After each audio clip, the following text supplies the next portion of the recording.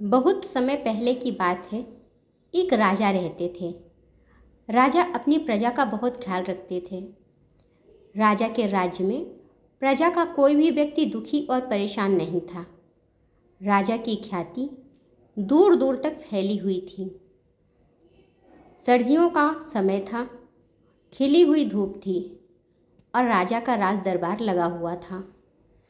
राजा लोगों की अपील सुन रहे थे और सब कुछ ठीक ठाक था। अचानक से एक आदमी खड़ा होता है और वह बोलता है कि उसको राजा से मिलना है। उसके पास 2 हीरे हैं और उनमें से एक असली हीरा और दूसरा नकली। मैं राजा से या उनकी प्रजा के किसी भी व्यक्ति से पूछना चाहता हूँ, उसमें से मुझे असली हीरा पहचान कर बताएं। अब उसकी इस बात को राजा तक पहुँचाया जाता है। तब राजा उसको अनुमति देते हैं कि बताओ तुम क्या चाहते हो। उसने कहा, मेरे पास 2 हीरे हैं, एक असली है और एक नकली, लेकिन आज तक कोई इनकी परख नहीं कर पाया है।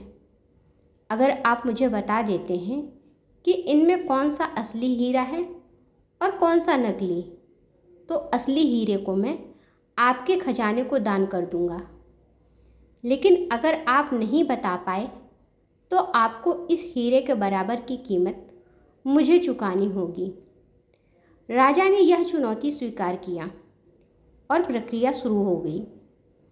दरबार में सब अपना अपना अंदाज़ा लगा रहे थे, लेकिन हिम्मत कोई भी नहीं कर पा रहा था बताने के लिए कि हीरा असली कौन सा है या नकली कौन सा है, क्योंकि सबको डर था कि कहीं राजा शर्त हार गए तो क्या पता हार का ठीकरा हमारे सर पर ही मढ़ दिया जाए।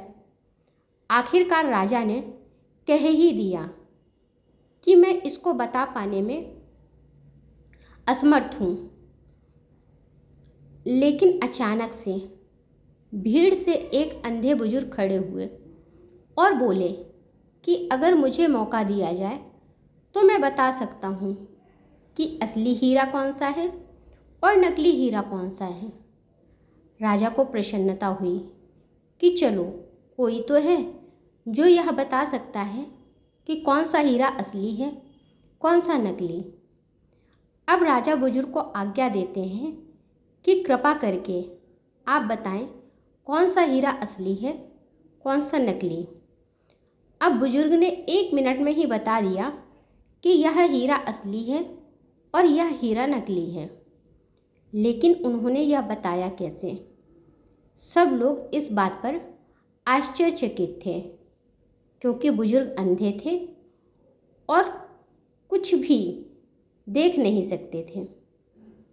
राजा ने उस बुजुर्ग से कहा कि आपने हमारे राज्य की इज्जत बचा ली है और आपकी वजह से ही एक हीरा अब हमारे राज्य के खजाने में आ रहा है, अन्यथा हमें इस हीरे जितनी कीमत चुकानी पड़ती। हीरे को महल में ले जाने की तैयारी हुई, लेकिन उससे पहले राजा ने बुजुर्ग से निवेदन किया और पूछा कि आप यह तो बताइए कि आपने इस हीरे को पहचाना कैसे, जबकि आप तो देख पाने में भी सक्षम नहीं हैं और जो देखने में सक्षम थे वह भी जवाब नहीं दे पाए। अब बुजुर्ग की बात को ध्यान से सुने। तब बुजुर्ग ने कहा कि यह पता लगाना बहुत आसान था, क्योंकि जो असली हीरा था वह ठंडा था और नकली हीरा गर्म था। धूप की वजह से जो हीरा गर्म हो गया था, मतलब वह कांच से बना हुआ था, और जो असली हीरा था वह धूप में भी शांत रहा, यानी ठंडा रहा। यही तो खासियत होती है हीरे की। हीरा धूप में भी ठंडा रहता है और अंधेरे में भी चमकता है। इसीलिए हमको खुद को हीरे जैसा बनाना चाहिए। परिस्थितियाँ चाहे जैसी भी हों, खुद का स्वभाव नर्म रखना चाहिए। इससे रिश्ते बने रहते हैं और आपके अंदर का अच्छा इंसान हमेशा अच्छा ही रहता है। और जब आपके जीवन में बुरी परिस्थिति आती है तो आपको हीरे की तरह धैर्य रखकर चमकते रहना चाहिए। जो इंसान एक सा रहता है, विपरीत परिस्थितियाँ उस इंसान को कभी नहीं तोड़ सकती। इसीलिए हीरा बनो, कांच नहीं। हीरा लाख टूट जाए पर उसकी कीमत कभी कम नहीं होती, और कांच टूटा तो सीधे कचरे में ही जाता है। तो हीरा बनकर आप अपने जीवन को संवारिए। अगर कहानी अच्छी लगी हो तो लाइक करें और मेरे चैनल को सब्सक्राइब करें। धन्यवाद।